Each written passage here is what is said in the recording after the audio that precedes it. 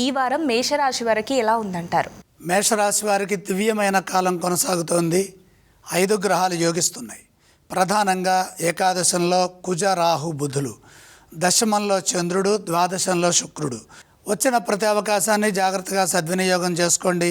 విజయాలు వాటంతటవే సిద్ధిస్తాయి.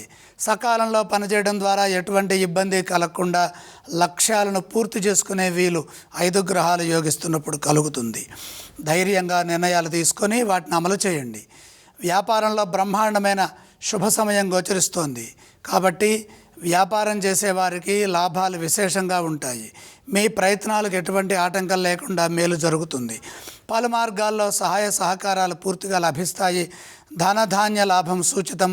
ప్రయత్న బలాన్ని అనుసరించి ఆర్థిక సంపత్తి సమకూరుతుంది. మొహమాటంతో ఖర్చులు పెరిగే అవకాశం ఉన్నది కాబట్టి పరిస్థితులను అర్థం చేసుకుంటూ ధనాన్ని సద్వినియోగం చేసుకోవాలి. స్థిరాస్తులు వృద్ధి చేసుకునే వీలు కలుగుతుంది. అందుకు అవసరమైన ప్రయత్నం చేయండి. వారం మధ్య భాగంలో మంచి జరుగుతుంది. ఉద్యోగంలో కూడా ఏకాగ్రతను ప్రదర్శించాలి. ధర్మబద్ధంగా సాహసోపేతమైన నిర్ణయాలు తీసుకోవడం ద్వారాగా మంచి జరుగుతుంది. ఈ రాశి వారు ఏ స్తోత్రాన్ని పఠించాలి? మేషరాశి వారు శివారాధన చేయటం ఉత్తమం. అలాగే ఈ రాశి వారు ఏ ఆలయాన్ని సందర్శిస్తే మంచిదంటారు? గ్రహయోగం అనుకూలిస్తోంది.